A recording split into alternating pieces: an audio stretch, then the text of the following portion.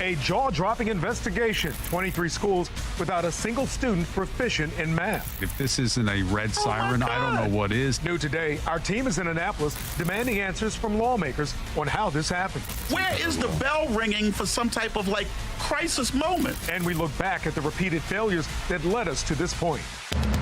Live from WBFF in Baltimore, this is Fox 45 News at 4.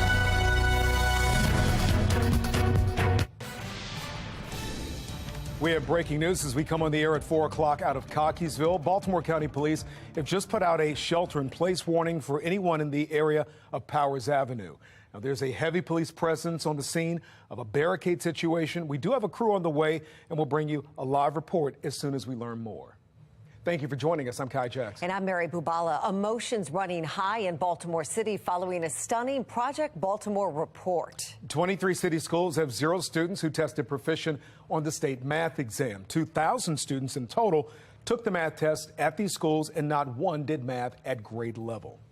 When you see stories coming out like this from Project Baltimore, it should make you scream and say, what are we doing? If you want to know why you have kids running the streets, shooting each other and everything else, because they're frustrated because they're not able to succeed in life. Well, tonight, a question many are asking, how did we get here? Fox 45 News has complete team coverage. Let's begin with Mackenzie Frost. Mackenzie is live in Annapolis demanding answers. Mackenzie?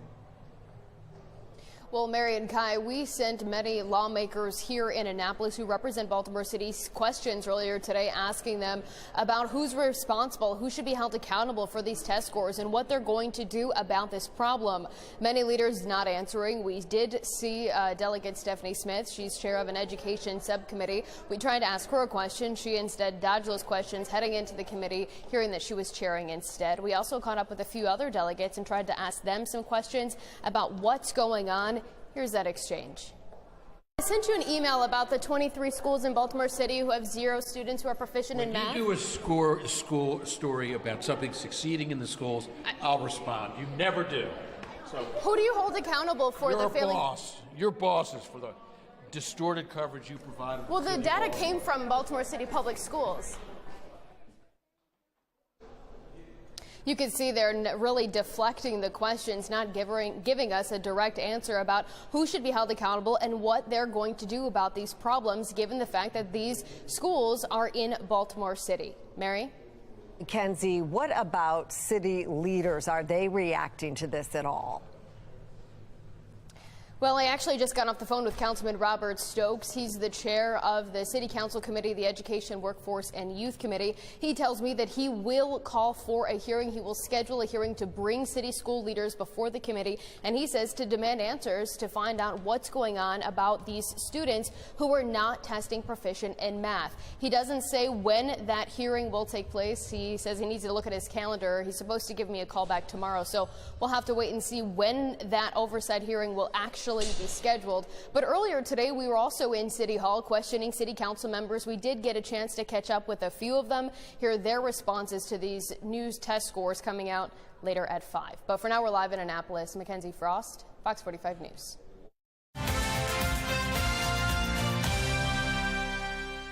Project Baltimore's Chris Papps broke this story. And Chris, you've been reporting on the issues in the Baltimore City school system for 7 years now. Project Baltimore started in 2017. Is the situation getting better, worse? Is it staying even? Well, you just really have to look at the data. So the data will show you that graduation rates are lower now than they were 6 years ago. College enrollment rates, attendance, they're also lower now than they were 6 years ago. But the issues in city schools go beyond this data. We have found a number of examples where taxpayers just aren't getting their money's worth. Now, this is a school system with a $1.6 billion budget. In 2021, we uncovered a scheme at one Baltimore City high school, Augusta Fell Savage, where administrators were keeping students on the rolls even though they were not attending the school.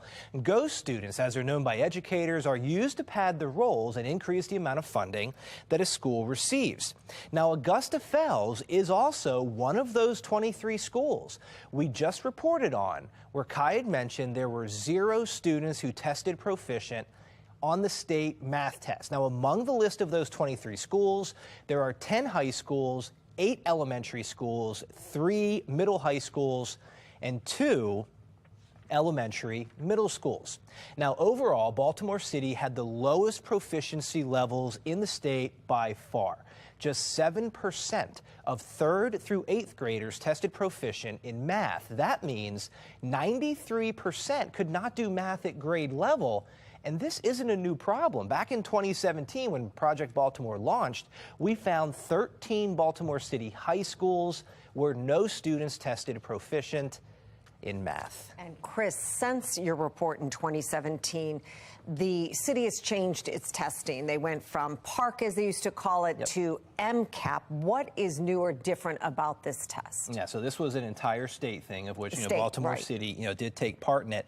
So MCAP is the new testing system, and the big difference here is that the old testing system, there were 5 levels for how a student would grade based off the score that they get. Now there's 4 levels. So 1 to 2, if they score in there, that means a student is not proficient. If they score a 3 or 4, that means that they are up to grade level or they're showing advancement in the skill, in that particular craft. All right, so here we are. 6 years into Project Baltimore. Chris, have you heard of any of the families who have students at one of these 23 schools where the students aren't proficient? So we have a lot of people that reach out to Project Baltimore on our tip line, or they email us. And back in October, a mother who has children that go to Johnston Square Elementary, she reached out to us. This is 5 months ago, telling us that her son, is simply not getting an education at this school. So when we did the story on Monday, we got a hold of her because we had seen that she had contacted us in October. We interviewed her, a very emotional interview about her son going to one of these 23 schools, and that'll be tonight at 10. All right, Chris, thank you. Thank you. And Pastor P.M. Smith, who opened Baltimore's Hope Academy 25 years ago, was on Fox 45 Morning News today. His reaction to Project Baltimore's findings. There's 77,000 students in the Baltimore school system. Their budget is $1.6 billion. They are failing our future, our children. Number one, if we're talking about 3rd graders through 8th graders in a world where technology and math are important, that means 93 out of 100 students cannot add triple digits, don't know what 7 times 8 is. That's tragic. While 23 Baltimore City schools had 0 students proficient in math, the city school CEO, Dr. Sonia Santelises, is being honored for her accomplishments. In the Sunday edition of the Baltimore Sun, Dr. Santelises was named one of the 25 Black Marylanders to watch in 2023. On the front page of the article, Santelises was praised for her accomplishments over the past 6 years. Now, the article pointed to a bright spot this fall when federal test scores known as NAEP showed city schools had performed better in several areas compared to the rest of Maryland. For example, 8th grade reading scores held steady from before the pandemic. But the article did not explain, however, that according to NAEP, Baltimore is now 21 points below the national average for large cities. It's an all-time low for the city since national testing began 13 years ago. Dr. Santelises, who was quoted in the Baltimore Sun article, did not agree to do an interview with Project Baltimore when we reported the NAEP scores in November. And that brings us to our question of the day. Do you trust Dr. Sonia Santelises to lead Baltimore City schools? So far, 94% of those who have voted say yes. Head to foxbaltimore.com/vote and click on the Project Baltimore tab to weigh in. Amid those revelations from Project Baltimore about city schools failing to make the grade, a high-performing Baltimore City charter school is in danger of closing its doors. According to the Baltimore Collegiate School for Boys CEO, the city is threatening to shut them down over what he is calling technicalities. Fox 45's Rebecca Pryor is looking into those threats and continues our live team coverage from the school. Rebecca? Yeah, Kai. Well, the school system hasn't officially revoked this charter. They have said that it's a very real possibility, a possibility that has parents, students, and staff that I've been speaking with up in arms. To know that we may be moving or closing is very disheartening. A month inside the Baltimore City public school system is all it took for Regina James Banks to pull her 4 kids out of public schools and place them into a city charter. Overcrowded classrooms, teachers that are just overwhelmed. It's just too chaotic in the regular Baltimore City traditional setting for me and my family. Here at the Baltimore Collegiate School for Boys, she says her sons are thriving. They take time with the guys here and get to know them and push them forward for the future. But soon this charter may no longer be an option for her children. It's very upsetting. It's just very disappointing. I would hope that we could partner better. The school CEO, Edwin Avent, says an annual review found the charter was suffering in several categories. I would classify them as technicalities. Technicalities, he says, involve things like missing paperwork or simple data entry errors. They were procedural, operational things that we believe can be and have been addressed. However, in the report found on the district's website, the city finding the charter's teaching practices and staffing also falling short. The report reading in part, quote, the operator of Baltimore Collegiate School for Boys has had serious ongoing operational difficulties over the course of the contract, which have affected the safety or well-being of students, staff, or the district. Still, Avent argues the challenges facing his charter are far less concerning than the challenges seen in public schools citywide. I don't think that they rise to the level of closing a school, because certainly if we were a district school and it were the same issues, you wouldn't be closing a district school. And according to Avent, the charter's current graduation rate is around 95%, and their college enrollment rate is well over 50%, much higher than what's seen in city public schools, where only 69% of students graduate and 47% go to college. We don't blame the city, but what we ask for is grace, because I do believe that their schools are going through some of the similar challenges that we're going through. I have 4 boys and everybody's gone here, and this will be a really miss from our family if we was to close. Now, again, there's been no official recommendation to revoke this charter. That will likely happen next Tuesday when Baltimore City School CEO Dr. Sonia Santelises is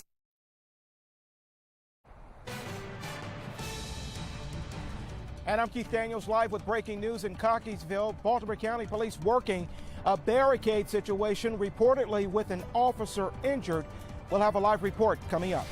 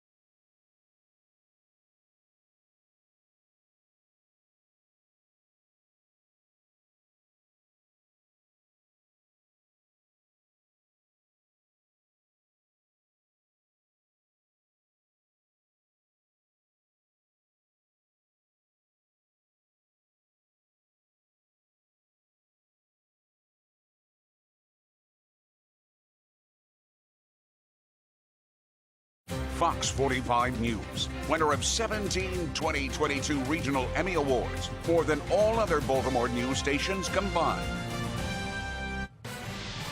We are following breaking news right now. A barricade situation going on right now in Baltimore County. Some areas on lockdown. That's right. Keith Daniels just got to the scene in Cockeysville. Keith, what do you see?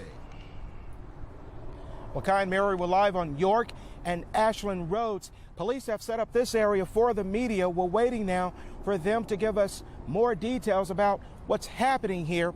But here's what we know so far. According to initial reports, again, we're still waiting for confirmation on this. There were shots fired, one officer injured, reportedly by shrapnel, and the suspect with a long gun, is now barricaded inside of a home. Now, just moments ago, police did tweet asking residents to stay inside their homes, residents in the area of Powers Avenue, to shelter in place at this time. Again, reports of an officer injured and the suspect barricaded inside of a home. Again, we're waiting for a police spokesperson to give us more information as to what's happening here. And of course, when we get that information, we'll bring it to you. We're live now in Cockeysville. Keith Daniels, Fox 45 News. Because the soul of this nation is strong, because the backbone of this nation is strong, because the people of this nation are strong, the State of the Union is strong. President Biden with a positive outlook for the nation, delivering his State of the Union address. It was a chance to address the nation in advance of what we expect will be a bid for a second term. And it got heated. A vocal Republican pushback when the president accused the GOP of refusing to raise the debt ceiling to push for cuts in social programs. Some Republicans want Medicare and Social Security to sunset. I'm not saying it's a majority. Let me give you, anybody who doubts it, contact my office. I'll give you a copy. I'll give you a copy of the proposal. Well, the president touched on immigration, gun control, and police violence. He also talked about the nation's support for Ukraine and the tension between the United States and China. New Arkansas Governor Sarah Huckabee Sanders delivered the GOP response and attacked the president on social issues. I'm the first woman to lead my state, and he's the first man to surrender his presidency to a woke mob that can't even tell you what a woman is. We'd like you to join the conversation. Do you want to see the president run for re-election in 2024? You can vote right now at foxbaltimore.com. Make sure to click on the Pulse tab while there. Well, what a difference a day makes. Beautiful out there today. Fox 45 News cameras at the Inner Harbor. Earlier today, you can see people. There's people out there somewhere running, walking, just sitting around enjoying it with their kids. Just beautiful. I think my car thermometer said like 62 degrees. Yeah, 64 driving in. Oh, so nice. Did you see that? I think it was a lady had short sleeves. Yeah, there's a lot of that out there. You know, it's February, but hey, we're making it feel like spring. You can see right now on the Toyota, actually, this is not our Toyota East Inner Harbor Skycam. This is a Mile 1 Taos cam. We just looked at the Inner Harbor. 63. We have some mostly cloudy skies, but it's high cloud, so it's still bright. Winds out of the west-northwest at 11 miles an hour. Now, typically, that's a cool wind, but this is actually sloping down off the Appalachian Mountains, which actually is a warming process for us. So that's why temperatures have responded by getting warmer than they were yesterday when we had highs only at 48. Humidity also drying out nicely as those winds come over the mountains. And again, it's a warming and also a drying process. So humidity only at 23% right now. Really just a gorgeous day. I mean, this is the kind of stuff you wait for. 63 here in Baltimore right now. I'm sure the parks are very busy. A lot of the outdoor lunch spots probably also pretty busy this afternoon. 61 degrees at Columbia, 62 at Laurel, 61 at Gaithersburg. And we're near 60 all the way up to the state line. Temperatures all running pretty much entire state across the board, about 15 to 25 degrees warmer than they were 24 hours ago. Now, the one cooler spot's way out there toward Oakland. That's, of course, at a higher elevation. Everybody else is well into the 60s, a couple of 50s near the bay, but outside of that, just a gorgeous day once again. HC radar, though, shows some rain that's out to our west. That is going to move east, and there's a weather maker here that's going to displace the mild air that we have in place, with still actually some mild to warm air tomorrow as well as Friday, and maybe becoming a little more unsettled. But on the back side of this, you'll notice, look at this big bulge of cold air going down to Dallas and Oklahoma City. This system is kind of creating its own cold air. There's not a whole lot of cold air on the map. So if you get in that little spot there where you see that rain and snow, that's when things can get interesting. We'll just have to see if that happens for us this weekend. Now, for the remainder of the week, you see just a couple of light showers here and there, but there's that snow actually arcing all the way into almost North Texas by the end of the week. So, again, this thing being very efficient about creating that kind of cold pool, if you will, in the atmosphere that can produce snow. If you kind of get the precipitation and the cold air in place together, you can get some of that white stuff. So, as we head through the next 24 to 36 hours, nice and quiet, as we work our way through the 30s to around 40 overnight tonight. And then for tomorrow, another day spent in the 50s to near 60. Could see a stray shower, though, especially in the midday and afternoon. Then we do look ahead. I think it's going to be Sunday night into Monday that we have to watch closely for that potential colder system. You see the blue, that's some snow on the European computer model. Again, you're going to have some help from the higher elevation here, north and west, and maybe even a little bit of a mixture, and that's on the GFS. On the right-hand side of your screen. Either way, it's only looking like a coating to an inch at most if we get it. Again, that's a big if still. It's 4 days out. But Thursday, Friday, nice and warm, a little unsettled. Have to watch Saturday into Sunday, especially. Sunday night into Monday, I think, is our time frame. And then it warms up nicely early next week. After a suspected Chinese spy balloon is seen floating across the U.S., what former intelligence officers are telling me about China's history of spying on the U.S. Maryland lawmakers are working to enshrine reproductive rights in the state's constitution. The move today from Annapolis. Baltimore police vowing to fight crime. Straight ahead, the number of guns seized just over the last 7 days.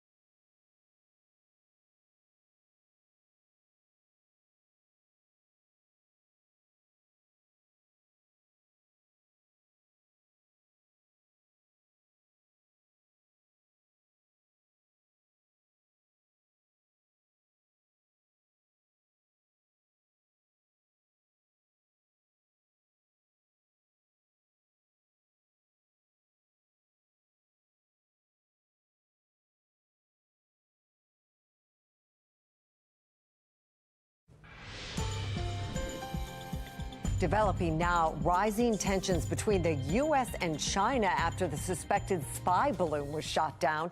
Dee Gatton examines other recent moves by China and reports on their possible agenda. Former U.S. intelligence experts tell me recent events show more than evidence of spying. They point to intelligence gathering that's been going on for years. This is all about China poking at us. This is all about China testing the American resolve. U.S.-China relations have been tense for years. But after a suspected Chinese spy balloon is seen floating across the U.S., on top of concerns about TikTok and more Chinese ownership of U.S. farmland, fears about China as a national security threat have intensified. I grew up during the Cold War and served in the FBI before and then after 9/11. And I believe what our international competitors are doing is they're trying to gauge our reactions, our response protocols. Former FBI Executive Assistant Director Chris Pihota believes China is collecting information about the U.S. and will use that to their strategic advantage. As one of our primary competitors and as some would say an adversary, they've been collecting information about the United States for many years. They've seen us as a competitor and an adversary for the time after the Soviet Union fell, and they were the remaining world communist power. Unlike the U.S., China has an inherent interest in doing internal intelligence, which involves keeping an eye on what the U.S. is doing. According to former CIA officer and cybersecurity expert David Chasteen. It seems most likely that the self-destruct mechanism on this balloon failed. While he doesn't believe the most recent balloon was intentional, he points to prior incidents of Chinese balloons flying over the U.S. We know the Chinese are spying on the U.S. They have intelligence services whose job it is to spy on the U.S. And over time, they will get better at it. As they see us as more of a threat, they will get more aggressive to try and understand what we're doing. While China's objective is, of course, unclear, at least on the nuclear front, Chasteen points out how intertwined our economies are and that an open nuclear war would be disastrous to China. Reporting for the National Desk, I'm Didi Gatton. A 20-year-old girl murdered in Aberdeen, and police say the suspect is a known gang member and undocumented immigrant. Why? The victim's mother says the president has let her down. Baltimore police releasing video showing the moments before a man is shot last month in northwest Baltimore. And efforts continue in Annapolis to protect reproductive rights. The latest move today when we come back.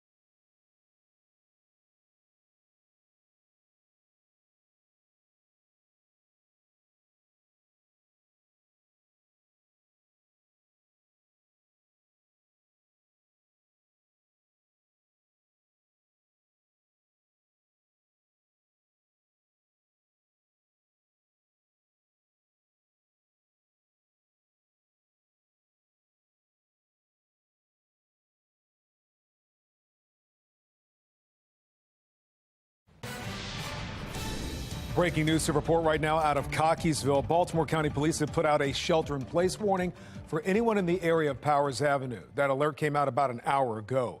Right now, there's a heavy police presence on the scene of a barricade situation. We do have a crew that's there, and we'll bring you a live report as soon as we learn more.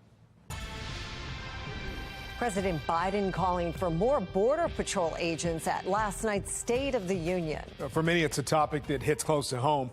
We're following the story of Kayla Hamilton of Aberdeen, allegedly killed by someone who was in the country illegally. FOX45's Vincent Hill has reaction from her mother about why she feels the president let her down. He joins us now with the latest. Vincent. Yeah, Mary, 20-year-old autistic Kayla Hamilton was sexually assaulted and killed, and we're learning that murder could have been prevented. Her accused killer, a known MS-13 gang member, according to Aberdeen police, and an undocumented immigrant, according to the U.S. Customs Office. Now, today, her mother met with the state's attorney of Harford County to learn what's next for the man police say strangled Kayla inside her home.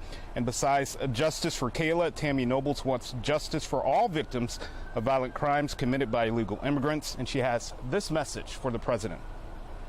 My message is that we need to protect everyone living here, everyone, because it could have been anyone's daughter, and we have to protect everyone here and not let known gang members come in here and commit those horrific crimes.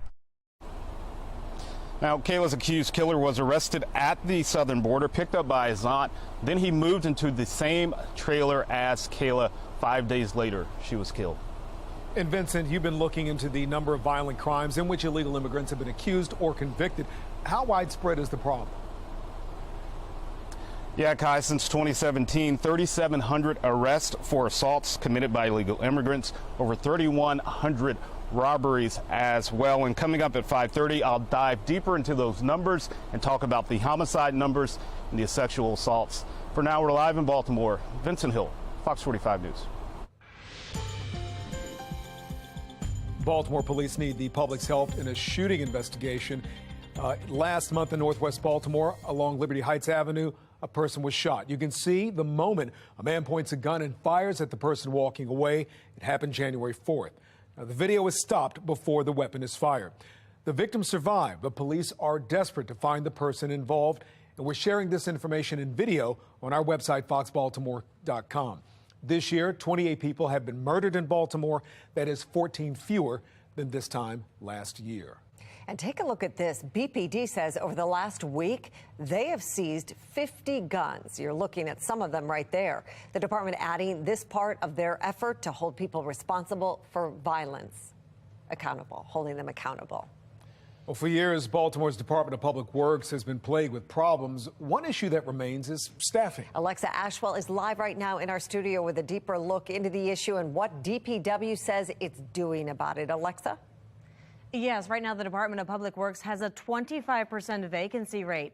DPW confirmed that number during this morning's hearing before members of a Baltimore City Council committee. Some of those most critical openings include CDL drivers. Those are the workers who operate the trash and recycling trucks. As we know, and what remains a large point of contention between the city and DPW, the administration, is recycling remains on a bi-weekly schedule rather than the standard weekly pickup. Today, DPW was again questioned on what it's doing to address this worker shortage. The department says it's currently undergoing a job classification and compensation study with the help of a private company. But the administration admits that could take up to a year to implement and couldn't even provide a clear answer as to when that study will be finished. In the more immediate, DPW said it's been hosting hiring events and even calling candidates. It started too with just being more aggressive on our recruitment efforts. So we prioritized the CDL positions, right? And so we were picking up the phone and calling candidates nonstop until they actually responded back to us and tell us, if they're interested in coming to work for DPW. We did that work at the end of 2022, and we exhausted the list. We ran through the list and called every single candidate, sometimes multiple times, just to make sure. DPW said they will be hosting more hiring events in the spring. Now, during today's hearing, it was pointed out staffing has a lot to do with salaries. More on that, including a heated back and forth between one councilman and the outgoing director at 5:30. Mary? Alexa, thank you. Well, council members also heard from representatives with the Department of Transportation. Department leaders talked about a number of new projects they're working on, including replacing the water ferries, rolling out electric chargers around the city, and expanding curbside dining. The department is also inviting the community of West Baltimore to a public meeting next Wednesday on rebuilding the highway to nowhere. We are very excited about this potential transformational effort. If successful, this is a project that will have generational impact on the neighborhoods that have been historically marginalized and overlooked. The department is working on securing money for the project. They expect to find out in the spring. The Baltimore City Council is scheduled to hold a hearing on the city's new deal with BGE tomorrow. It's about that city's 700-mile underground conduit system. Yesterday, Mayor Scott announced that the city reached an agreement that requires BGE to pay reduced rent and commit more than $130 million toward improvements. BGE was paying an annual fee of about $28 million a year to operate the system. BGE will also get blanket and expedited permitting for its underground work. Now, members of the city council are frustrated and say they weren't aware the mayor was negotiating changes to the conduit system. I think the biggest part is trying to really understand the motivation of the administration. They're able to make a decision, cut a deal, and nobody knows about it. And so what we're asking here and what the committee is going to be asking on Thursday night is for details that we should have had a month ago. In November, voters passed a charter amendment which bars the city from selling the conduit system. Now, FOX45 asked Mayor Brandon Scott if this new plan violates the will of voters. The mayor says the agreement is not a sale and the city will still own the system. It's a heated issue that brings a lot of strong opinions from both sides. Abortion. And now a new bill in Maryland could decide if abortion will become a constitutional right in Maryland. It would create a statewide referendum. Brad Bell with our Sinclair sister station is in Washington, Washington, D.C., joins us live from Annapolis with more. Brad? Yeah, look, what's happening here in Annapolis is really going to make national news because, you know, when the Supreme Court said the right to an abortion is up to the states, well, the Democratic leaders of the legislature and new Governor Wes Moore said that they wanted to work to guarantee that right. Now we are seeing the mechanism by which they're going to do it. From the moment the Supreme Court overturned Roe v. Wade, leaving abortion laws up to the states, abortion rights advocates in the Maryland legislature vowed to make access to an abortion a constitutional right here. Well, now the bill to achieve that goal has been filed. House Bill 705 states that every person has the fundamental right to reproductive freedom, including the ability to make decisions to prevent, continue, or end one's own pregnancy. If passed by the legislature, the final yes or no decision on the constitutional amendment will be made by Maryland voters on the 2024 ballot. Delegate Ariana Kelly is one of the bill's sponsors. What we know, what we can do here in Maryland is protect the constitutional rights of Marylanders, ensure it's in our Constitution so that it never gets rolled back in the state of Maryland. And so their efforts are not stopping with just this bill. Tomorrow, the governor and the legislative leaders have called a joint press conference where they're going to talk about their support for not just this bill, but several other bills also aimed at expanding and protecting access to abortion rights. Mary? And Brad, we know there will be opposition to this bill from, of course, anti-abortion groups. Will they have any impact on changes to the bill? Yeah, you know, ultimately it is expected that these bills will sail through the House and the Senate and that the governor will sign them. But for a lot of people, look, this is a very personal issue, and certainly there will be debate. There will be people that are opposed to this. The polling suggests that if it passes here and if it goes to the general public for a yes or no vote, that there is about 70% support for it. But again, with regard to that opposition, look, the Maryland Right to Life says they're going to continue to fight. We talked to them today, and you're going to hear what they had to say in a story that we'll be bringing you at 6 in Annapolis. Brad Bell, Fox 45 News. Brad, thank you. The Senate Judicial Proceedings Committee held a hearing yesterday on Senate Bill 1, also known as the Gun Safety Act of 2023. Now, that bill would restrict legal gun owners from carrying their firearms in certain areas of the state. It prevents guns within 100 feet of public spaces, which includes hospitals, libraries, and more, again, under the structure of the bill at this time. The Senate committee hearing arguments, both for and against the bill, had their own opinions. The crisis that you're speaking of, or that you're trying to imply by this bill, is not solving this problem. It is not saving these lives. These lives are being washed off the face of the earth by illegal gun ownership. More guns in the stream of commerce means more illegal guns ending up on our streets. And so if your concern, as my concern is, that guns shouldn't be in sensitive spaces, this bill takes care of that. Well, some Maryland Republicans say the bill is unconstitutional, and if it's passed, they plan to take it to court. Some supporters agree the bill will need to be amended to pass. You can find more on the Gun Safety Act on our website, foxbaltimore.com. Making headlines, a fire engulfs a three-story row home on West Cross Street in Pigtown. A viewer sent us this video through Chime In. You can see flames shooting out of the windows. According to the fire department, the fire happened shortly before 10:45 last night. It is fully engulfed there. No reports of injuries, and the cause of the fire is now under investigation, but a massive fire in Pigtown last night. And in Baltimore County, this is what remains after a kitchen fire in Nottingham happened just after 7:30 this morning. More than 50 firefighters were called in to put it out. 3 pets had to be rescued from the home, but luckily no one was hurt. The Baltimore County Fire Department is urging everyone to check their smoke detectors, saying because this home's detectors were working properly, everybody got out safely. Be the first to know about breaking news by signing up for News on the Go. Go to foxbaltimore.com, click on Mobile Alert Sign Up under the Station tab. A local business owner with a heart of gold and a talent for hair. Coming up, we introduce you to one of Fox 45's champions of courage. And we've got some nice mild temperatures if you want to take a walk or a stroll this evening. It looks like it actually is going to cool down pretty quick after sunset. By 7 o'clock, we're 47, 43 at 9, and 40 at 11. May turn cold enough over the weekend, though, that we may have to maybe include some snow in the forecast. Well, I'll let you know where that could happen coming up in my Weather Authority forecast.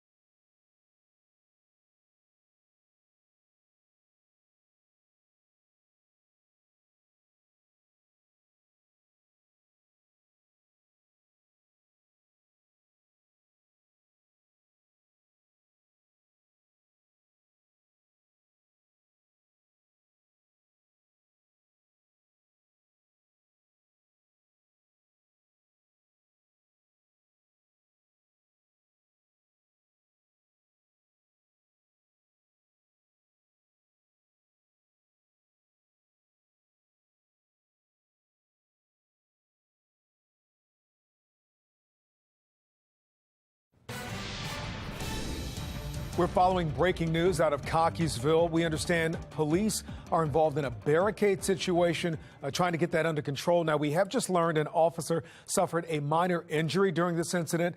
This is a live look near the scene. As you can see, it's very active with officers right now. And it is because they've issued a shelter-in-place warning for the area in around Powers Avenue. Now, our newsroom is working to learn more about what's happening. We also have a crew, including Keith Daniels, out on the scene. So stay with Fox 45. We'll bring you any updates as they become available.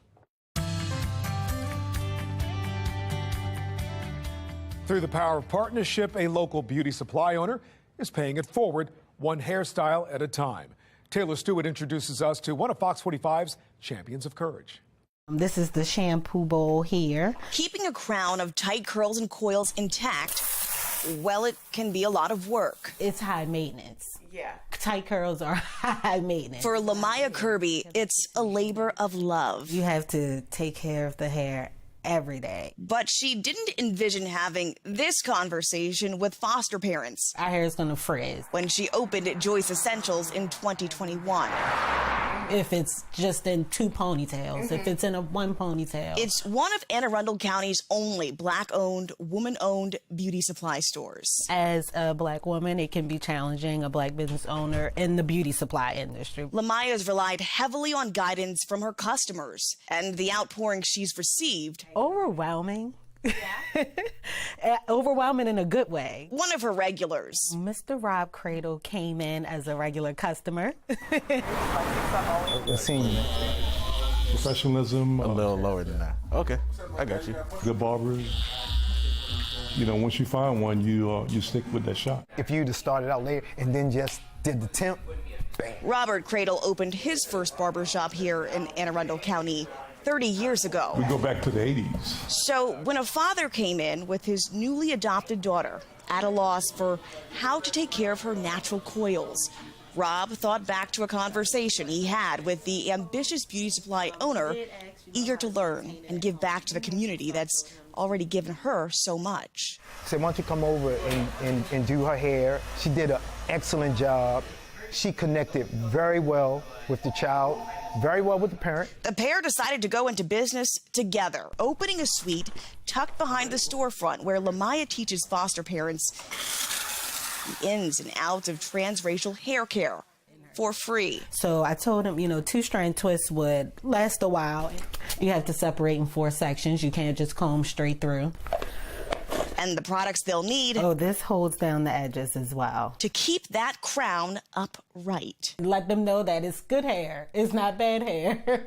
For those that I do serve, they don't have access to, you know, hair care, or they didn't know what resources they had. Kind of like Lamaya herself, going forth anyhow and breaking down barriers for the ones who follow. After all, that's what makes her a champion of courage. Taylor Stewart. Everything for skincare, beauty. Fox 45 News. Thank you. Great job, Taylor. All this month, Fox 45 is saluting our champions of courage as positive role models who keep Dr. Martin Luther King Jr.'s dream alive. You can watch the Champions of Courage special right here on Fox 45, Sunday, February 26th at 11:30 a.m. You can also catch it later that day on MyTV Baltimore at 2 p.m. or Saturday evening, February 25th on the CW Baltimore. LeBron for the record. He's got it. He's done it. It's in the books, everybody. LeBron James now holds the NBA record for all-time leading scorer with 3 points. He passed the GOAT, Kareem Abdul-Jabbar's long-standing record. Listen to this. Of 38,387 points. Lakers coach added LeBron is an example to young basketball players for his professionalism, passion, and persistence. Well, closer to home on the hardwood, it's business as usual at Maryland around the women's basketball program. Another national ranking, and the Terps continue to rise to the top in the Big Ten. But that doesn't mean this roster on paper a few months ago looked like a national contender. How things have changed. Morgan Adsit has more from College Park. When Maryland women's basketball head coach Brenda Freese thinks about her roster last April, she can't believe where her team is today. She went through one of her most dramatic roster turnovers due to graduation and the transfer portal. But fast forward to now, she has another top 10 team that is trending upward weeks out from March. When you look up and you're ranked, number 8 in the country, and you know what it took for your staff and these players to get to this moment, really proud of what the staff and the players have been able to do. Yeah, it's super special, especially for the team to have the confidence to know that we could compete for a national championship is great motivation for us. The Terp season is far from over. They have 5 more regular season games before the new season come March with tournament time. Diamond Miller, when asked about her future, is only thinking about this current time period, but she does realize the WNBA draft will be around the corner, and she does have eligibility to return back to Maryland if she chooses. Right now, she's weighing those options and waiting until after the season. Reporting in College Park, I'm Morgan Adsett for Sports Unlimited. Well, Fox 45 is counting down to Super Bowl 57. It's happening Sunday, February 12th, right here on Fox 45. We'll have complete coverage as the Kansas City Chiefs and Philadelphia Eagles look for their second titles in the past 6 years. Coverage starts at 11 a.m. Super Bowl pregame show is live in Arizona. That begins at 1 p.m. And the Super Bowl itself, Super Bowl 57, kicks off at 6:30. Be here. All right, lots of excitement there and lots of excitement outside right now. 63, some high clouds, gorgeous day. Winds out of the west-northwest at 11, a dry wind and off the mountains that actually helps us warm a little bit and dry. Look at that humidity. It's like desert, 23%. Toyota East Harbor Skycam just looks great. Just wants you to get outside. Temperature at 63 now here in Baltimore off the high of 64, 60 at Columbia, 62 at Laurel. A little bit cooler near the bay and also well inland with temperatures in the mid and upper 50s. We stay nice and mild into tomorrow as well as Friday. Notice all this rain that's out to the west with our next weather maker. A lot of that's going to move to our north. There's a little hole in some of this. So I think what's going to happen for us is we'll see a sprinkle or shower chance tomorrow, maybe not even any rain on Saturday, or rather I should say Friday and Saturday. But then take a look at those winter storm watches and warnings as the system on its backside is creating a little pool of cold air here. And if we can get some moisture to hang back, maybe say coastal system developing like around here happens this time of year, there's a potential of snow. So we're going to get into that here in a second. But for now, the warmth builds into tomorrow. Temperature still in the 60s and on Friday as well. There's that cold pool of air and that moisture hanging back again that could force a little coastal development, depending on the exact track of that is going to really dictate our weather over the weekend. But in any case, overnight tonight into early tomorrow morning, there could be a stray spritz or a light shower here or there, especially through just prior to sunrise. And as the morning commute gets going, there could be a couple spatters on the windshield into tomorrow afternoon, back into the 50s and near 60 once again. And again, that weather maker giving us a shower risk. I think, again, Friday dry, Saturday now appears could be dry as well. But then on Sunday afternoon, Sunday night, look, our extended range European and GFS American computer models both saying there's rain, and then the higher elevations getting a little help there. Could have some of that snow if that little cold pool of air moves overhead and the moisture kind of interacts with it as well. So, again, it's not a slam dunk sure bet. If we see anything right now, it looks like it should be fairly light, maybe a coating, maybe an inch, north and west, especially here Sunday night into Monday. But it's something to watch. But in between, 40 Saturday, Sunday. Outside of that, 50s to near 60. Super mild for this time of year. Coming up on Fox 45 News at 5 o'clock, from City Hall to Annapolis, we press city leaders for answers to why so many Baltimore City school students aren't passing math.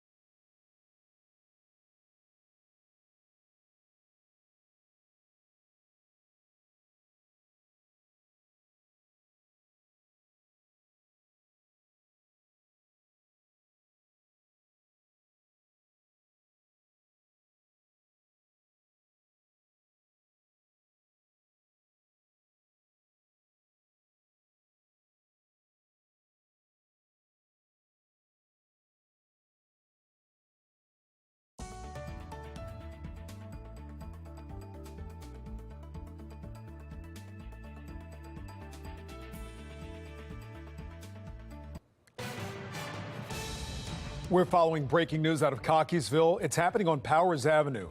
Baltimore County Police are trying to end a barricade situation that included gunfire. Fox 45's Keith Daniels tells us an officer suffered a minor injury and a shelter-in-place warning is still in place. We'll bring you a live report at 5 o'clock.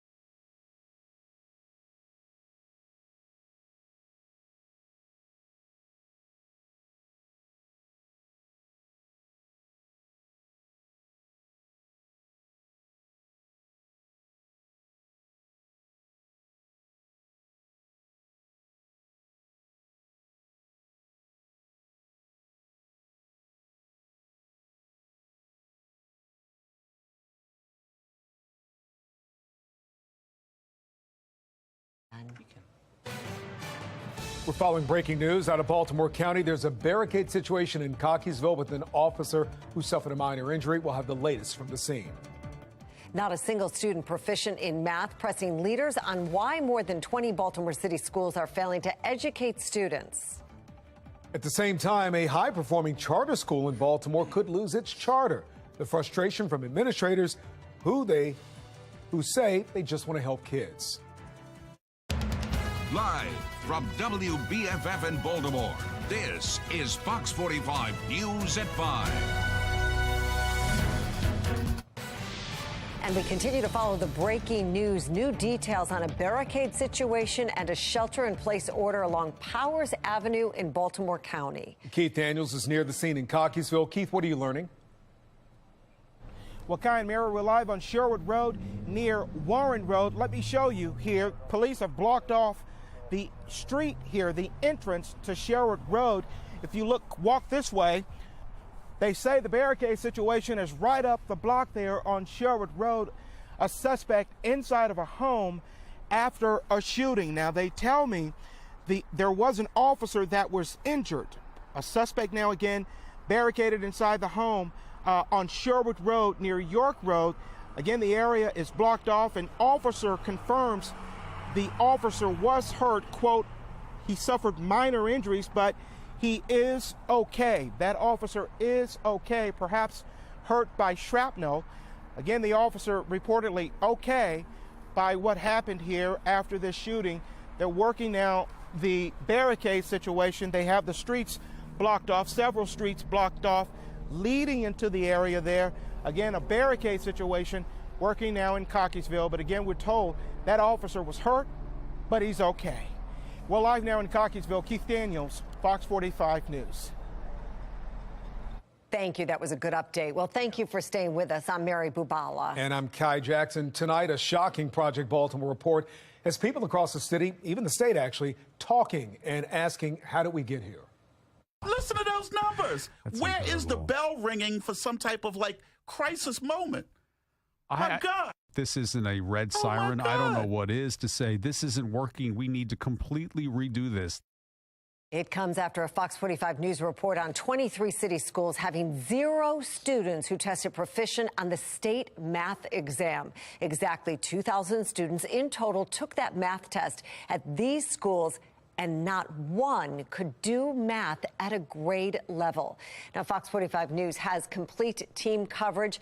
Let's begin with Mackenzie Frost. She is live in Annapolis demanding answers. Mackenzie?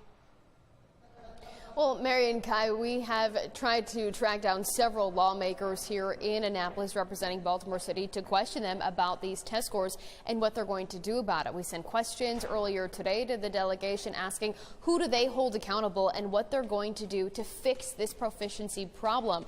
We did track down a couple of them. We tried to question Delegate Stephanie Smith. She's the chair of an education subcommittee. She had a hearing earlier today, not taking our questions. We also tracked down 2 other delegates and asked them the same questions. I want you to take a listen and watch this exchange. I sent you an email about the 23 schools in Baltimore City who have 0 students who are proficient in math. When you do a school story about something succeeding in the schools, I'll respond. You never do. So who do you hold accountable for the failing? Your boss is for the distorted coverage you provided. Well, the data came from Baltimore City Public Schools. You can see there Delegate Sandy Rosenberg not answering the questions. Delegate Robin Lewis was also standing there. She, too, not answering. I did get a response from Senator Corey McCray and 2 other delegates who say that really it's everyone's responsibility to ensure students are accomplishing their goals and testing proficient while they're in the classroom. They have a lengthy statement and go on to say that they are looking for ways to ensure that this doesn't happen again. But specifics, we still don't know exactly what they're going to do. We do know that so far, no oversight hearings or investigative hearings have been called, at least here at the state level. And Mackenzie, what about reaction from leaders in the city? It's a little different story in the city. We were inside City Hall earlier today questioning some of the city council members. I did have a conversation with Councilman Robert Stokes earlier today on the phone. He chairs the council's Committee on Education, Workforce, and Youth, and he tells me that he will, in fact, call for an oversight hearing to bring leaders from city schools before his committee. He says he wants to know what's going on in the classroom. Now, he has had oversight hearings in the past, specifically when we're talking about some of the revelations that Fox 45's Project Baltimore has uncovered. Those conversations didn't really result in any necessary changes, so we'll have to wait and see if that happens. And a date for that hearing, we're still waiting to get that locked down as well. We did talk to other council members, and we're working on getting that story for you. Hopefully we'll have it in the next hour or so, but you can also check it out on our website at foxbaltimore.com. But for now, we're live in the State House. Mackenzie Frost, Fox 45 News.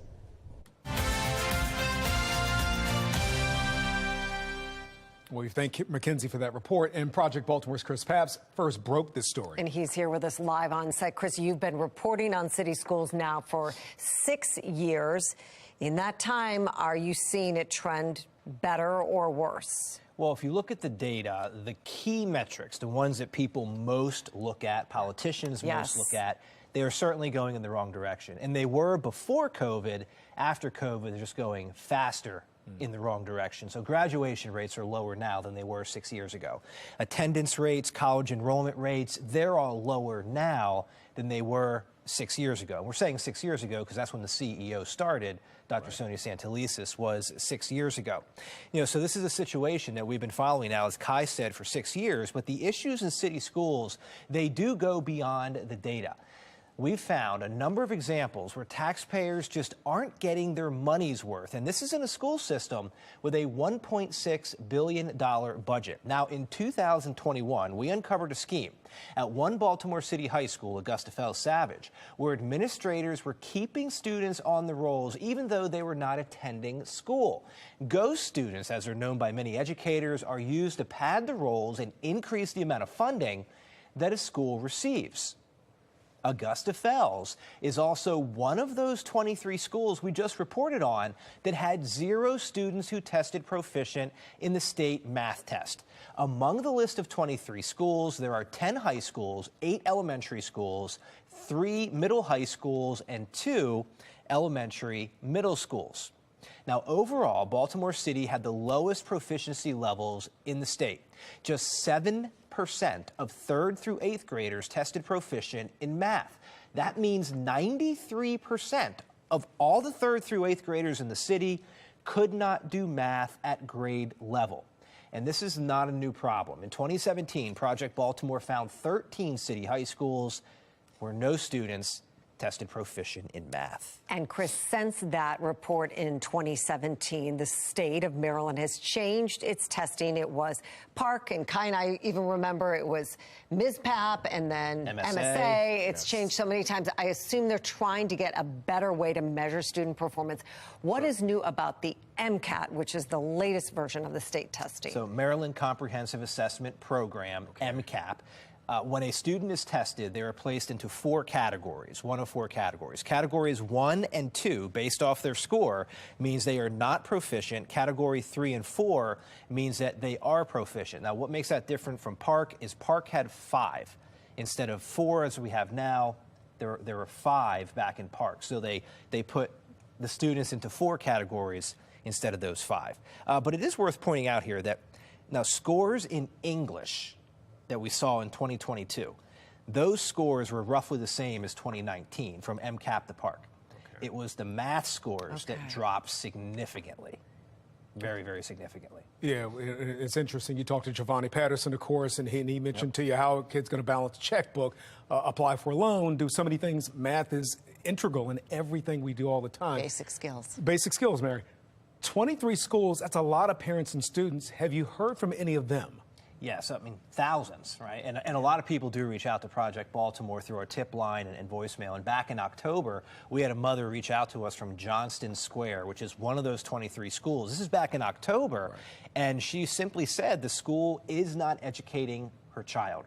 So we called her, we interviewed her, she saw our story, and she said, when I saw your story, I just looked right down the list. I knew Johnston Square would be on there. It was extremely emotional interview with this mother. So we're gonna have that tonight at 10 on Fox 45 News. All right. We look forward to it. Chris, thank you for coming in. Well, Pastor P.M. Smith, who opened Baltimore's Hope Academy 25 years ago, was on Fox 45 Morning News today, and here's his reaction to Project Baltimore's findings. There's 77,000 students in the Baltimore school system. Their budget is $1.6 billion. They are failing our future, our children. Number one, if we're talking about 3rd graders through 8th graders in a world where technology and math are important, that means 93 out of 100 students cannot add triple digits, don't know what 7 times 8 is. That's tragic.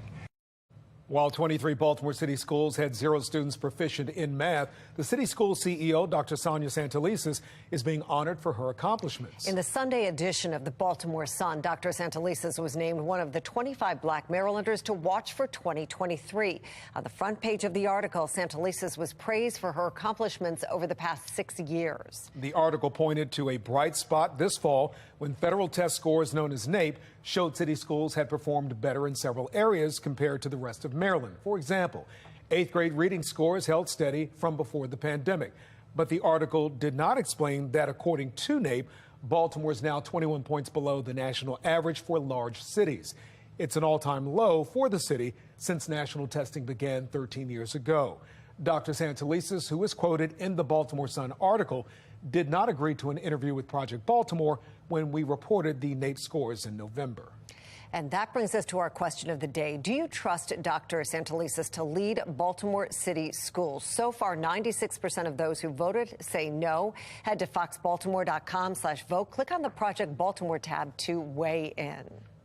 Amid those shocking revelations from Project Baltimore about city schools failing to make the grade, a high-performing Baltimore City charter school is now in danger of closing its doors. According to the Baltimore Collegiate School for Boys CEO, the city is threatening to shut them down over what he is calling technicalities. Fox 45's Rebecca Pryor is looking into those threats and continues our team coverage live. Rebecca? Yeah, well, the school system hasn't officially revoked this charter. They have said it's a very real possibility, a possibility that now has parents, students, and staff that I've been speaking with up in arms. One parent I spoke with says due to overcrowded classrooms and chaotic learning environments, her 4 sons were struggling in the public school system. Since switching to the Baltimore Collegiate School for Boys, she says they're now thriving. The school CEO, Edwin Avent, also says graduation and college enrollment rates are well above what's being seen in city public schools. According to Avent, the threat to close the charter comes after an annual review found several issues with the day-to-day operations. He claims those issues were all technicalities and have since been resolved. However, a report found on the district's website noted that the charter's teaching practices and staffing also fell short. Still, Avent argues the challenges facing his charter are far less concerning than the challenges seen in public city schools citywide. I don't think that they rise to the level of closing a school, because certainly if we were a district school and it were the same issues, you wouldn't be closing a district school. Now, again, there's been no official recommendation to revoke this charter. That will likely happen next Tuesday when Baltimore City Schools CEO Dr. Sonia Santalese gives her final recommendation before the Board of Commissioners. Reporting live in Baltimore, Rebecca Pryor, Fox 45 News. Rebecca, thank you. An alleged gang member from El Salvador is accused of killing a vulnerable young woman in Aberdeen. The concerns over stopping crime from crossing the border. The right to abortion could be written into Maryland's Constitution, the latest on a push for reproductive rights in Annapolis. And chilling into this evening, if you have a flight out of BWI, it looks like there's no problems here, or commute on the roads. Hey, things A-OK, but we're back down to 47 at 7 p.m. after high temperatures in the mid-60s today. 9 p.m. at 43 and 40 at 11 p.m. But colder air moves in by the weekend. Newer computer model trends continue to roll in. I'll let you know what it looks like in terms of some snow for us. My Weather Authority forecast.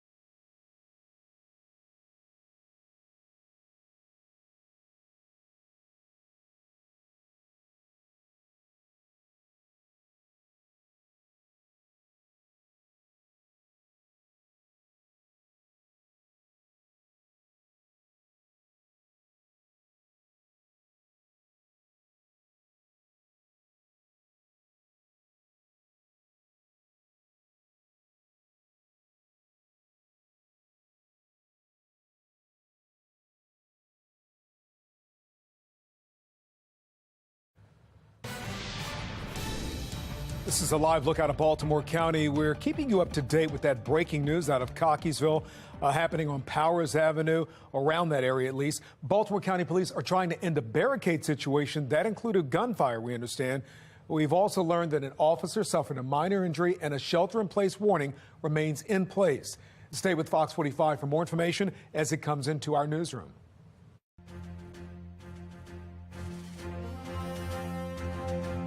Because the soul of this nation is strong, because the backbone of this nation is strong, because the people of this nation are strong, the State of the Union is strong.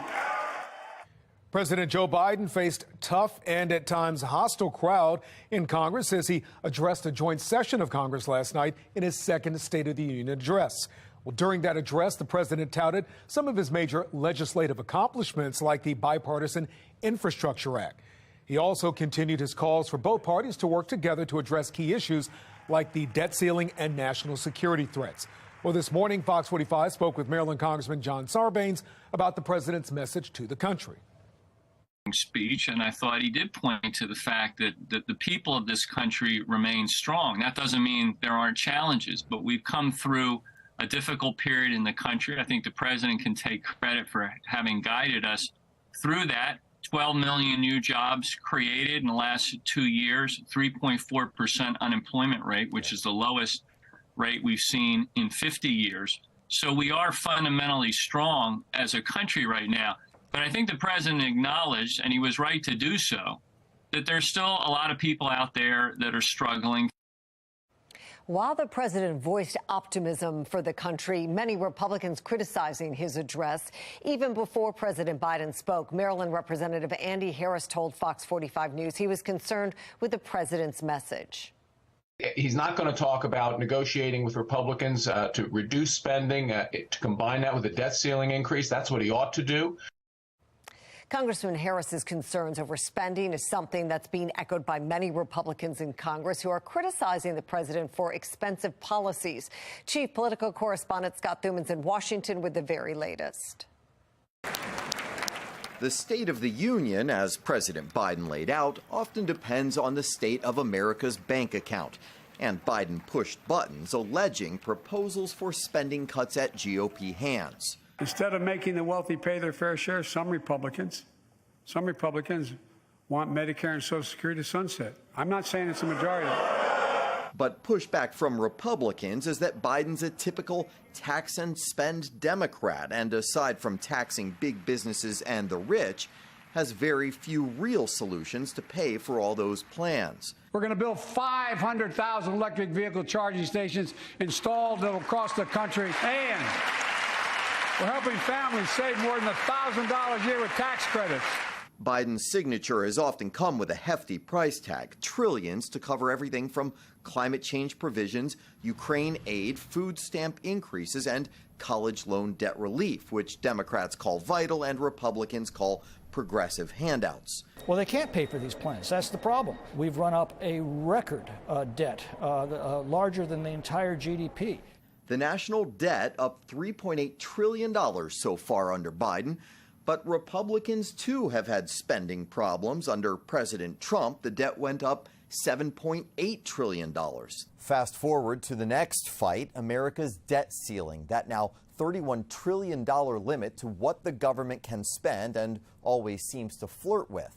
The president wants it raised now, and reportedly only after that will discuss spending cuts. There's going to be no negotiation over it. But economists say spending is also what's exacerbated inflation. And Republicans argue Biden's big Inflation Reduction Act doesn't deserve that title and could make matters worse. Despite calls for unity, the divide over dollars and cents still very apparent. In Washington, I'm Scott Thuman. All right, taking a look now at our My One Towson cam. Just a kind of hazy and mostly cloudy, I'll get that out, shot right now, but just a gorgeous day overall. We've had some patchy clouds. High temperatures getting up into the mid-60s, about 64 thus far. We're now at 62. Winds are variable at 6. And winds that have been out of the west and northwest have not only drawn in some milder air, as they come up and over the Appalachians just out to our west, but also when they come up and over the Appalachians, those west-northwest winds, they also dry out as they come into the coastal plain where we are. So really just, I mean, fantastic, almost desertified air in terms of moisture level. 62 here in Baltimore, 60 down Laurel Way. We're at 59 at Gaithersburg, 63 out Frederick. And then you get down south and east on the eastern shore. We're in the 60s as well. All of these temperatures are running about 10 to 20 degrees warmer than they were just yesterday at the same time when we had high temperatures yesterday, if you remember, a little bit cooler in the mid to upper 40s. Really statewide, the mild temperatures take over until you get up towards ski country in Oakland, right near Wisp Ski Resort. We're at 48 degrees, but everybody else is generally in the upper 50s and 60s. Next weather maker, plenty of rain with it, even some tornado watches with it. And then on the rear side of it, there's a winter storm warning in portions of Iowa as well as into portions of Wisconsin. And this is where there's a cold pool of air, if you will, that follows the system. This system is actually kind of almost making its own cold air as it moves its way north and east. Ahead of it, it's nice and warm. That's where we are. So that's where we remain for Wednesday, for Thursday, for Friday. There could be a stray spritz you see there, but most of the moisture kind of goes around us, at least initially. But there's that cold pool of air that's going to kind of streak its way up toward eastern Iowa, where we have those winter storm warnings. And then wherever that ends up going, if it kind of sweeps south and east down towards the Carolinas, this little snow patch is going to follow it. If it comes toward us, that snow patch will follow it as well. So there's still uncertainties. It's to exactly where that's going to go. But there is some chance, some risk of some snow into the weekend. So the future scan overnight into early tomorrow morning. Temperatures falling into the 30s to near 40. There's a stray sprinkle chance as we head toward early tomorrow, but that's about it. And then high temperatures in the 50s to near 60 once again for tomorrow afternoon, about 15 degrees to 20 degrees above average. Now, European computer model on the left-hand side of your screen and the American computer model on the right-hand side of your screen, both with the pink and the blue. That's some wet snow mixing in there, potentially as another system moves in from the south and colder air establishes with that cold pool I was talking about Saturday into Sunday and then Sunday into Monday. So something to watch here, but temperatures are going to be real borderline and certainly not a sure bet. Nice and mild again into next week again. Jonathan, thank you. DPW is still struggling to fix its staffing shortage, the impact it's having on the agency's ability to serve the city, and a new proposal aimed at bringing in workers. Time is running out to save lives. The latest on the death toll and recovery efforts after the massive earthquake in Turkey and Syria this week.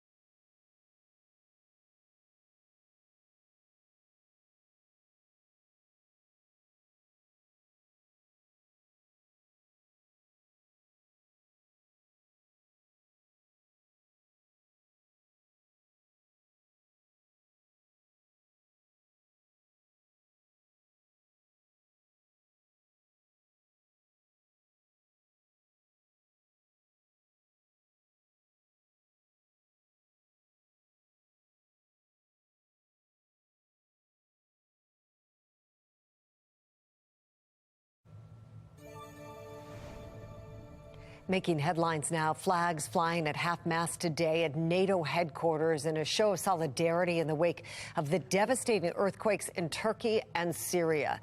The death toll continues to rise as rescue and recovery teams comb through all of that rubble.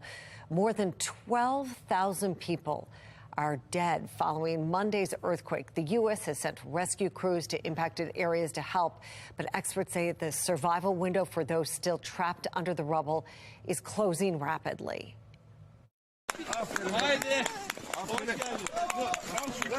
But while many are losing hope, rescue teams are still finding victims alive in the rubble. This video showing a group saving a 5-year-old who was trapped under the rubble of a home for 42 hours. Some new information now. 7 additional Memphis police officers are expected to be disciplined in connection with the death of Tyree Nichols. Nichols died days after he was beaten by Memphis police during a traffic stop last month. 5 officers are already charged with second-degree murder. One of those admitting he took a photo of a battered Nichols and sent it to several people. On Tuesday, the Memphis City Council unanimously voted to pass public safety reform in their first meeting since Nichols' death. An undocumented immigrant accused of killing a 20-year-old in Aberdeen. The latest on what we know about crime crossing the border and making it all the way to Maryland.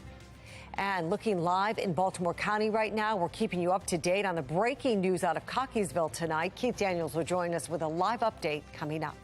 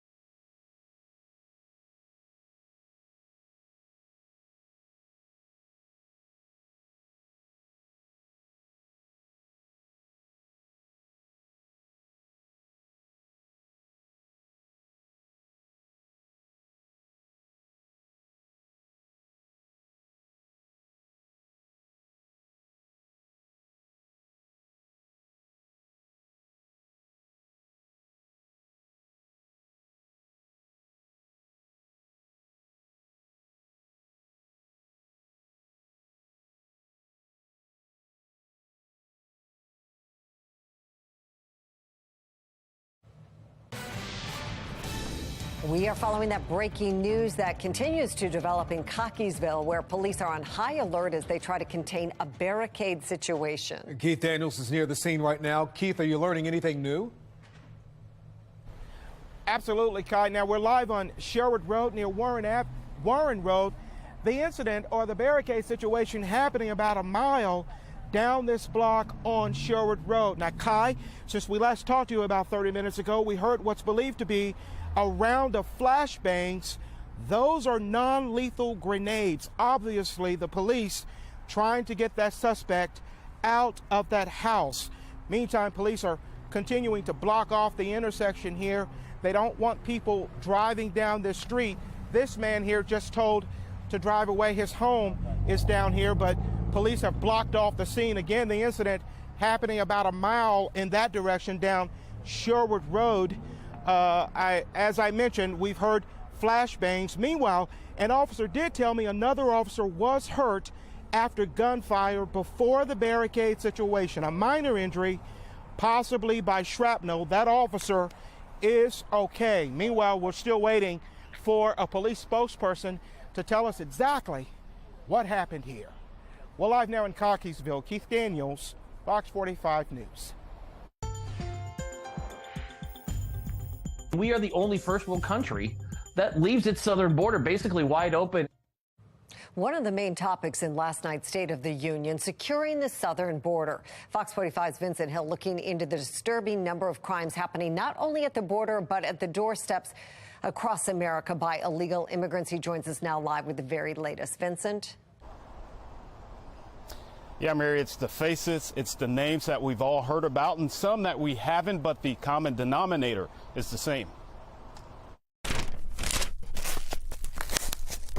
From San Francisco to Iowa to New Hampshire and even Aberdeen, Maryland, heartbreak and anger. He was a known gang member who was listed in El Salvador, and he should have never been able to come in. Victims of horrific murders at the hands of killers illegally in the country, like Tammy Noble's 20-year-old daughter, Kayla Hamilton. We need to protect everyone living here, everyone, because it could have been anyone's daughter, and we have to protect everyone here and not let known gang members come in here and commit those horrific crimes. Her killer, a 17-year-old undocumented immigrant, stopped at the border weeks before. How many more times does it have to happen? Eric Mitchell is a political analyst. It's violent criminals coming here, and they're not trying to take in how great America is. They're here to cause exactly what they're here to do: murder, push drugs, and peddle violence. Mitchell says the number of violent crimes committed by illegal immigrants is staggering. It's hard to really put numbers on this because it's thousands a day, not just a small onesie twosies like they want you to believe. Over 12,000 arrests of non-citizens in 2022, to be exact, according to the U.S. Customs. Assaults, 1,142. Burglaries and robberies, 89. Sexual assaults, 365. And 62 homicides. In 2017, under the Trump administration, the Victim of Immigration Crime Engagement Office, or VOICE, was formed to provide services for victims of crimes committed by illegal immigrants. However, the Biden administration dissolved that office in June of 2021. It's funny in a way that we went from an administration that was tough on our border to an administration that's just, hey, it's okay. We'll come up with amnesty and be very light on it because we don't want to offend anybody, which seems to be this administration's MO. Mitchell says that problem will only spread if nothing is done to protect the southern border. You're talking about a virus. This is truly a virus that grows. It expands to cities that are big, that they can push their numbers and grow what they're doing. So far this year, there have already been 211 assaults, 156 burglaries or robberies, 53 sexual assaults, and 5 homicides committed by an illegal. That's according to the U.S. Customs. It's a trend Mitchell says needs to be top priority for the administration. That has to become a Biden administration actual thing. Stop letting Americans become harmed by people who should have been prevented from crossing weeks ago. Now, according to the U.S. Customs, in the last 24 months, there have been 72,000 criminal arrests of illegal immigrants, and between 2011 and 2022, last year, over 800 homicides committed by someone illegally in the country. For now, we're live in Baltimore. Vincent Hill, Fox 45 News. Vincent, thank you. There was a deadly shooting in Anne Arundel County. Police say they responded to reports of gunshots in Laurel just after 10:30 this morning. At the scene, officers found a man who'd been shot. We're told he died on the scene. Witnesses told officers a suspect shot the man, then drove off in a dark sedan. Investigators believe this was a targeted attack. Anyone with information should contact Anne Arundel County Police. Also in Anne Arundel County, a robbery at a video game store. According to one of the employees working at the shop, it happened just after 7 o'clock last night. 3 suspects walked into the store, asked about high-end merchandise, and forced their way into a back store room. The suspects stole multiple items and then fled. Witnesses say they were wearing surgical masks, but they looked to all be in their late teens or early 20s. Baltimore City Police seized more than 50 guns over the last 7 days. Now, these guns are just a portion of the illegal firearms that were confiscated.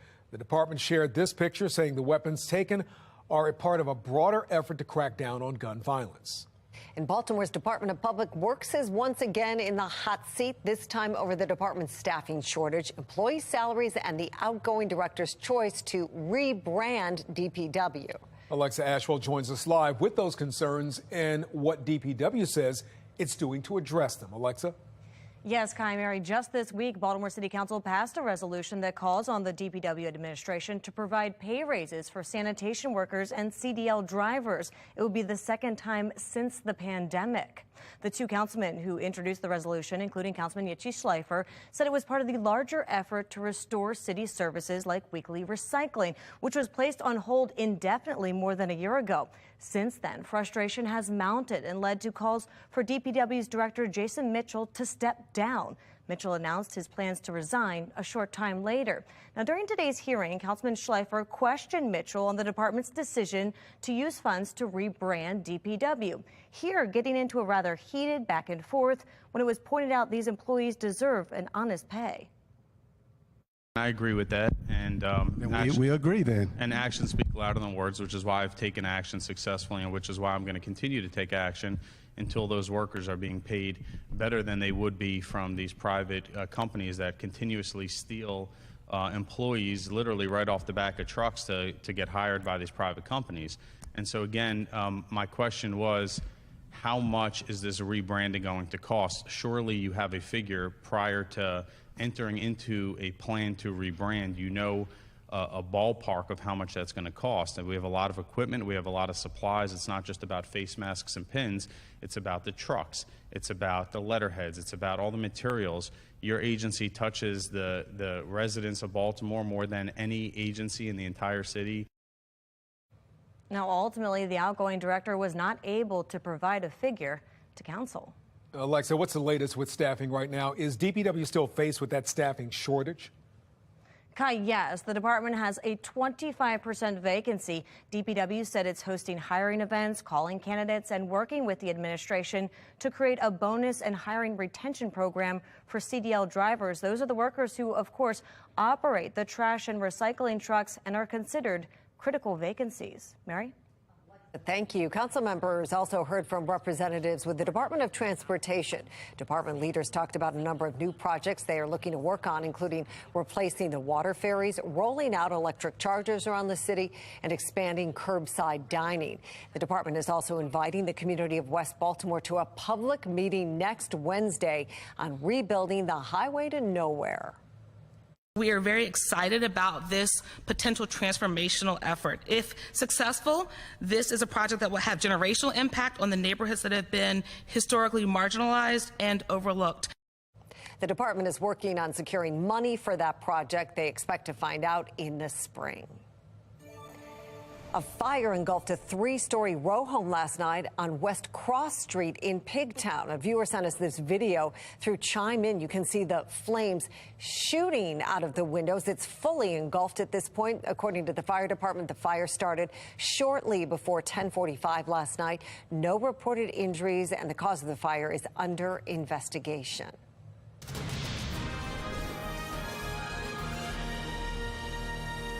A new bill in Annapolis could decide if abortion will become a constitutional right in the state.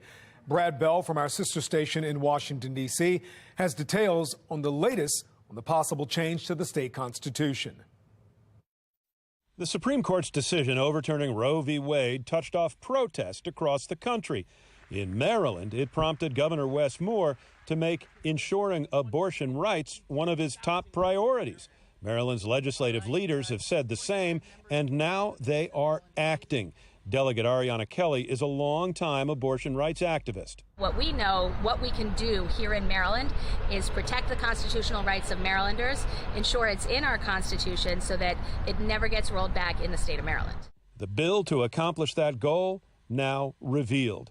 House Bill 705 states that every person has the fundamental right to reproductive freedom, including the ability to make decisions to prevent, continue, or end one's own pregnancy.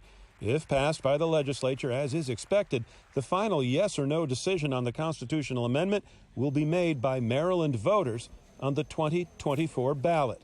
We need that because we lost those constitutional protections at the federal level. The bill is expected to pass, and polling shows voters will likely vote yes on the referendum, but there will be debate and opposition. Laura Bogley of Maryland Right to Life says she will never stop fighting. The state of Maryland, under Governor Moore's leadership, it looks like will no longer be known as the free state, but the free abortion state. And during his term, we expect, as many as 500,000 children will be killed through abortion violence. Now, tomorrow, Governor Wes Moore and the legislative leaders have called a joint press conference to discuss their support for the constitutional amendment, as well as several other bills aimed at expanding and protecting access to abortion in Maryland. At the State House, Brad Bell, Fox 45 News. Was there collusion between the federal government and Twitter to prevent the sharing of a story about Hunter Biden's emails? I'm Christine Frizzell on Capitol Hill, where that question was front and center. And after a beautiful day heading on home from work this evening, temperatures actually chill down pretty quick, down through the 50s into the 40s by about 8 and 9 p.m. as we wrap up the evening commute. I'm going to let you know how long 60s last and when we could have another S word, snow, in the forecast. That's up in my Weather Authority forecast.